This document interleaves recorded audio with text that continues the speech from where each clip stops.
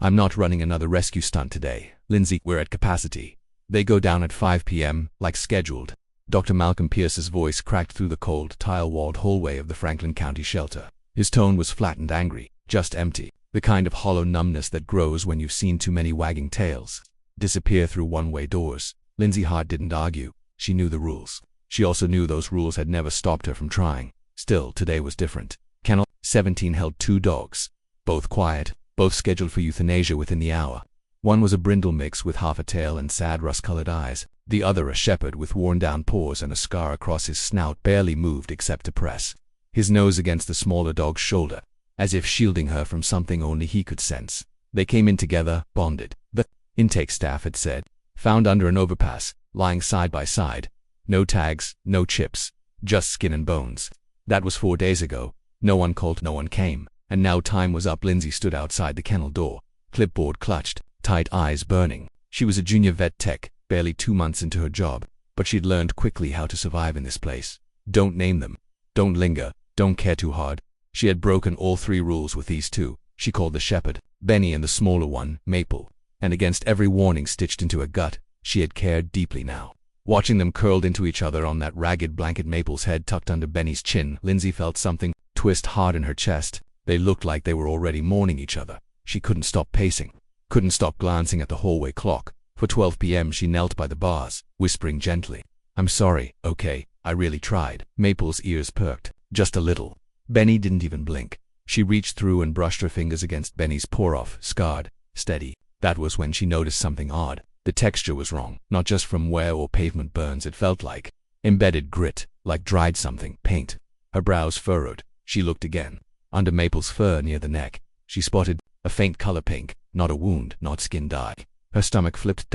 Lindsay grabbed gloves, opened the kennel, and gently lifted Maple's front leg. Under the fur, faint but visible, was a swirl of color, soft pastels, not spray paint, ink, tattoo ink. She turned to Benny, pulled his leg gently. There, hidden beneath the grime, was a pattern, lines, numbers, not random, deliberate, identification marks. She whispered, "They're marked." She bolted down the hallway, past confused volunteers and another tech mopping the floor. She didn't stop until she reached Dr. Pierce's office. "Stop the procedure," she blurted. "They're not strays. They're therapy dogs. Registered." He blinked slowly, leaning back in his chair. "You're sure?" She showed him the photos on her phone, the markings, the symmetrical patterns. "They were part of a program. I don't know which one yet, but that's a registry code. I'm calling the vet schools.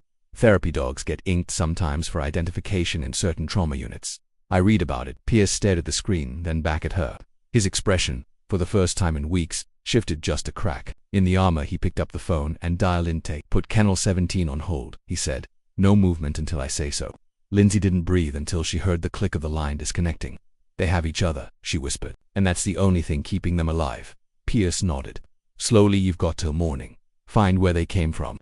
Outside, in Kennel 17, Benny finally moved. He looked up at the sound of Lindsay's footsteps, eyes locked on her like he knew she wasn't just visiting this time. And Maple, she did something she hadn't done since arriving. She wagged her tail. Just once, as if she, too, could feel that for the first time in a long while. Hope had walked back into the room. Lindsay barely slept that night. She paced between her laptop and a pile of torn notebook pages. Scribbled names of therapy dog programs, trauma recovery shelters, and emergency response units. She had no official lead, just an instinct that refused to sit still. Somewhere in those faded tattoos was a story, and if she didn't piece it together by morning, Benny and Maple's reprieve would turn back into a countdown. She zoomed in on the clearest photo of Benny's foreleg, where the grime had revealed a row of 4 digits and a faint crown-like symbol. It wasn't a brand. It wasn't a breeder mark. She ran it through old vet logs, hoping to stumble across something, anything. Nothing came up. Not until 3:17 a.m. when she found a grainy PDF published 7 years earlier by a veterinary trauma unit in South Carolina. It detailed a special program that trained rescue dogs for post-disaster emotional care used in flood zones, hurricane shelters, and once, in a military family grief program. The dogs were tattooed lightly beneath the fur to prevent trafficking or substitution in internal registry. Never made public. The symbol matched. Her hands shook as she typed an email. She called every contact number in the article, leaving messages filled with urgency. Then she slumped into the couch at the clinic's overnight desk and stared out the window until dawn cracked the sky open with soft gold. By 7:42 a.m., her phone rang. It was a woman named Dr. Eloise Marek, now retired, but once the lead behaviorist of that very program. Lindsay explained everything. The shelter, the euthanasia list, the tattoos. For a long moment, the line went quiet. Then Dr. Marek's voice returned, brittle but sharp. "You found Benny." Lindsay's breath caught. "You know him and Maple," the woman said. "They were among our most sensitive pairings. They were deployed after Hurricane Devon, helped calm children pulled from collapsed homes. Maple was the heartbeat. Benny was the wall. We lost them after a transport vehicle crash 2 years ago. We thought they'd drowned. We grieved them. They're alive," Lindsay whispered. "Together, and they're still bonded." "I'm coming," Marek said. "Today, keep them safe." An hour later, Lindsay stood outside Kennel 17 again, but everything felt different. This wasn't goodbye. Not anymore. She entered gently, this time without gloves or hesitation. Benny raised his head, tired but trusting. Maple stood on all fours and inched forward, nose to Lindsay's knee, breathing deep like she was remembering something buried long ago.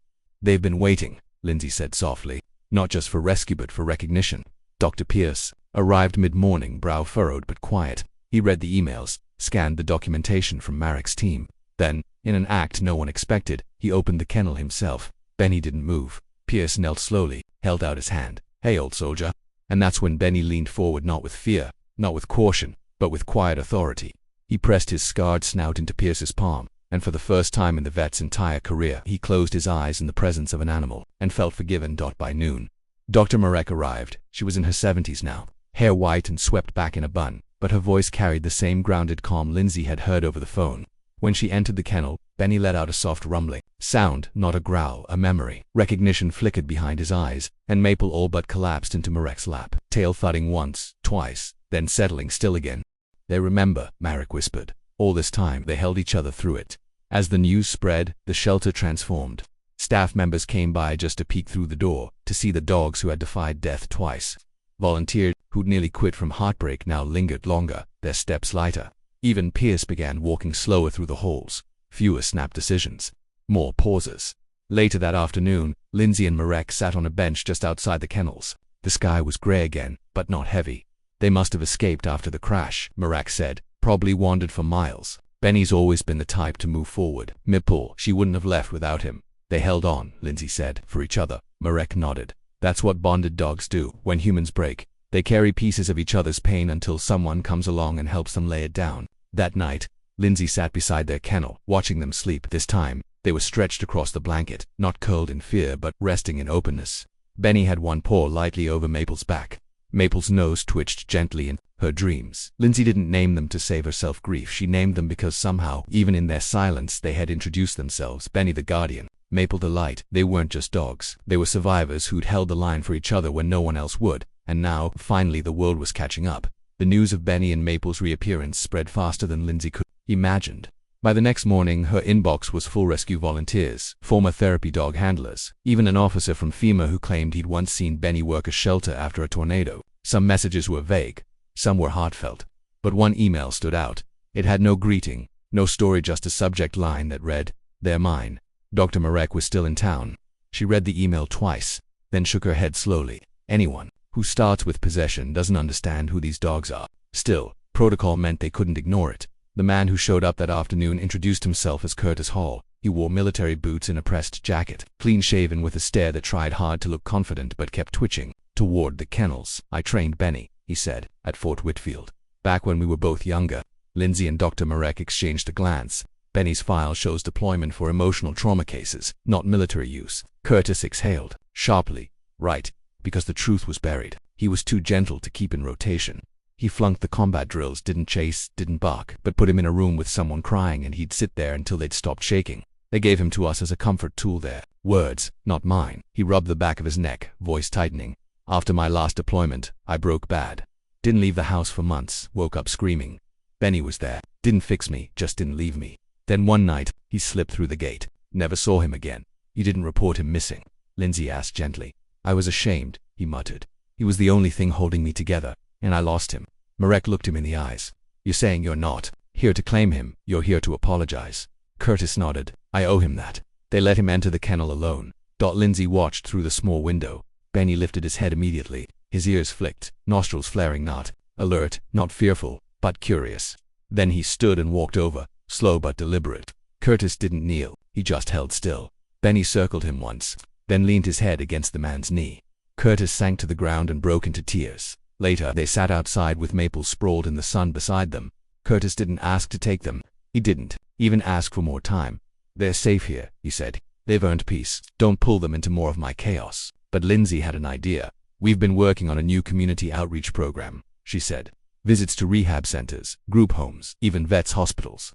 We could use someone like you to help coordinate visits and someone like Benny to guide us." Curtis blinked. "You'd trust me with that?" "You didn't come to take," she said. "You came to give back."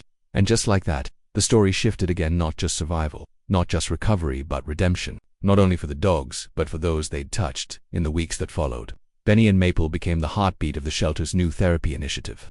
They visited children with chronic illness, veterans battling PTSD, women rebuilding their lives after domestic violence.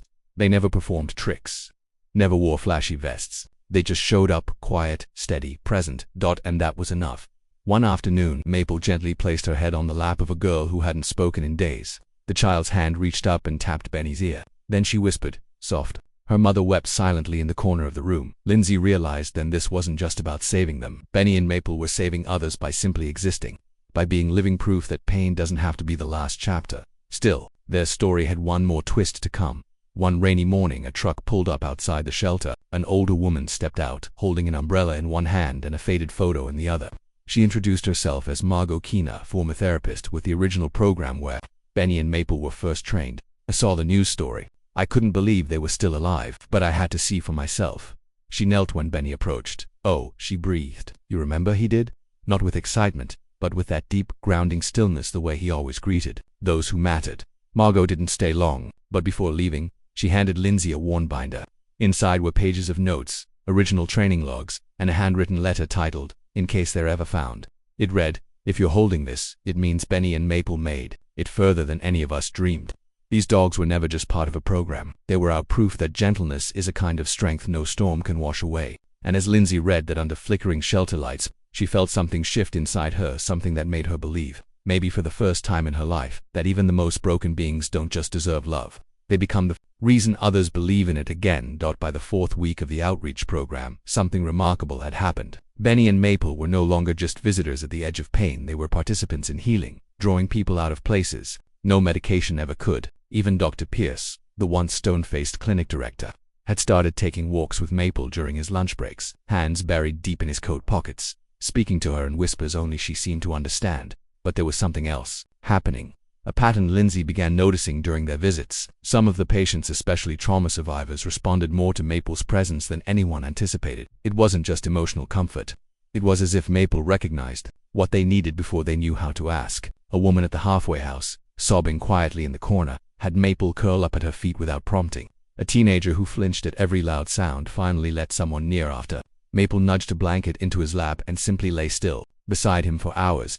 And it wasn't just the humans. One day, a newly surrendered pit bull named Theo arrived at the shelter, aggressive, terrified, and labeled unadoptable within 2 hours. But the moment Maple approached his kennel calm and cautious, something changed. He didn't growl, he didn't bark, he just backed into the corner, trembling. Maple sat down and waited. For 2 hours, and then, unbelievably, Theo stepped forward and pressed his nose against the bars. That same week he was placed into a foster home. Lindsay had seen empathy before, but this was deeper. These dogs weren't just surviving, they were teaching. Then, out of nowhere, a complication landed on her desk, a legal one. An out-of-state rescue center filed a formal inquiry claiming ownership of Maple. Their records, though vague, cited a matching tattoo code and a supposed transfer error that had occurred after the flood rescue efforts years ago. Technically, if proven, they had legal grounds to retrieve her. Lindsay's chest clenched as she read through the formal notice. If Maple was separated from Benny, even after everything they'd been through, it would destroy them both. Everyone who had watched them work could see it. Their lives were now threaded together, not just emotionally, but behaviorally. They needed each other to function. Dr. Marek arrived that afternoon, expression tight but composed. "They're bluffing," she said. "They abandoned her in a database. That doesn't make them family, but they might push it anyway," Lindsay said quietly, "and we don't have the legal budget to fight them." That night, she sat outside the kennels long after the others had gone. Maple was curled up in her usual place, eyes blinking slow, nose pressed lightly against Benny's back. The thought of someone pulling her away, dragging her back into another system, left a sour taste in Lindsay's mouth. She reached through the bars and touched Maple's paw. "You found your home already, didn't you?" she whispered. "We're just trying to protect it." Suddenly, Lindsay had an idea. Not legal, not bulletproof, but powerful in a different way. She made a video, simple, raw, no narration. Just clips, Maple nudging a crying child's hand. Benny standing guard beside a wheelchair. The two of them greeting Dr. Pierce on a cold morning, tails wagging. The final shot, a long quiet moment of them curled against each other in the corner of the kennel, breathing in unison like two halves of a single heartbeat. She titled it, "This is what bonded looks like." By morning it had gone viral. The shelter phone rang non-stop. Donations poured in. Offers of legal aid arrived from advocacy groups across the country. But most importantly, one of the founders of the rescue center that filed the inquiry saw the video and publicly withdrew the claim, stating, "We lost her once. We won't make her lose him now." The victory rippled through the staff like a gust of warmth. Lindsay didn't cry until she got home that night and closed her bedroom door. But the release was total, like all the tension that had lived in her body since that first moment outside Kennel 17 had finally lifted. That the next day, Maple did something she had never done before. She barked, not out of fear, not out of alarm, just one short, joyful bark as she trotted across the open yard. A new toy dangling from her mouth, her eyes bright, tail spinning like a pinwheel. Benny followed behind her, slow but smiling in that silent, doggish way that meant, "We're still here." And for the first time, everyone watching didn't see rescues, or survivors, or former therapy dogs. They saw exactly what the world had nearly lost, to lives that should have been forgotten but instead had become unforgettable. The snow came late that year, just a light dusting, barely enough to paint the rooftops or hush the sound of boots on pavement. But inside the Franklin County shelter, everything felt a little softer. Christmas lights blinked quietly over the front desk, and the walls were decorated with paper cutouts made by kids from the hospital Maple and Benny visited every other week. In one, Maple wore a crayon cape. In another, Benny was a superhero flying above a burning house, his paws stretched forward like he was saving the world. In truth, maybe he had. Lindsay sat by the big front window with a warm coffee in her hands, watching as Benny and Maple dozed beneath the lobby Christmas tree. They weren't in a kennel anymore. Not since the shelter had quietly restructured its layout to include a comfort room, a quiet space where volunteers, grieving adopters, or nervous new fosters could sit with one of the therapy pair before making a decision. It had been Maple's idea, really. She had simply started walking to that room whenever anyone was upset, and Benny followed. As always, a boy named Aiden, no more than 6 years old, had lost his first dog just weeks earlier. In a car accident. He hadn't spoken to anyone, not his parents, not the school counselor, until Maple nudged her nose into his side, and Benny quietly circled around to rest beside them. Aiden didn't speak that day, but the next morning, he whispered one word: stay. That word became everything. Not just for him, but for the people who came in afterward, those grieving, those broken, those unsure. Stay. The idea that healing didn't always mean fixing. Sometimes, it just meant being there. But time, as always, kept moving. Benny had slowed down. His steps were still steady but shorter now. He napped more, didn't always join the outreach van, and preferred the afternoon sun to morning walks. He had become, as Dr. Marek once said gently, the elder, a lighthouse. And Lindsay had quietly started preparing herself for the moment. She never wanted to imagine the day Maple would have to carry on without him. It came on a quiet morning with no warning. Benny didn't wake up. He was curled beside Maple in their bed near the fireplace, his breathing shallow but calm, his eyes gently closed. Lindsay found him like that, still warm, still peaceful. Maple didn't stir when she entered. She just lifted her head, blinked slowly, and placed her paw softly over Benny's chest as if she already knew. There was no panic, no sound, just acceptance. Lindsay sat down beside them, one hand resting on Maple's back, and for the next hour she didn't move. The funeral was small, private, the shelter closed for a day. Staff and volunteers gathered in the back garden now, renamed Benny's Field, and laid him to rest. Beneath a row of yellow dogwood trees, Dr. Marek placed his favorite toy by the headstone. Curtis, the former soldier who once broke down in Benny's presence, read a short letter he had written but never shared. "You were the first thing that ever looked at me and didn't flinch," he said. "You didn't save my life. You returned it." Maple stood beside Lindsay the entire time, silent, regal, unshaken. And when the others left, she lay down beside the stone and stayed until the sun dipped behind the trees. Days passed. Maple ate, walked, followed her routines, but something in her rhythm changed. She began sleeping at the far edge of the comfort room, rather than her usual spot near the couch. She sat longer by the window. Lindsay worried until one morning a new dog came in. A greyhound mix named Lilo, anxious, skeletal, and so afraid she wouldn't leave her kennel even for food. Maple approached slowly. No barking, no wagging, just presence. She lay down near the kennel bars and waited. It took 2 days, but Lilo stepped out, right into Maple's side. And just like that, Maple had chosen her next task. She wasn't replacing Benny. She was continuing him. In the months that followed, Lilo became Maple's silent shadow. She followed her into therapy rooms. She mimicked her posture, She even started doing the strange little tail flick Maple used to calm children. Benny's softness lived on, not through memory but through action, and Lindsay finally understood the truth. Healing is not a straight line. It's a chain linking pain to patience, loss to love. Maple had grieved, but she hadn't stopped. One evening, as the shelter lights dimmed and the last of the visitors waved goodbye, Lindsay found Maple sitting by the fireplace again, curled beside her. The quiet flicker of the flames danced across their faces. She crouched down, resting her hand on Maple's head. "He'd be proud of you," she whispered. "You never left anyone behind." Maple blinked, just once, then leaned into her. "Not broken, not fragile, but whole. In a way only those who have been shattered can ever understand." Outside, the wind rustled the dogwood trees in the garden, and somewhere beneath them the earth held the resting, the heart of a dog who had once been forgotten until love made him unforgettable.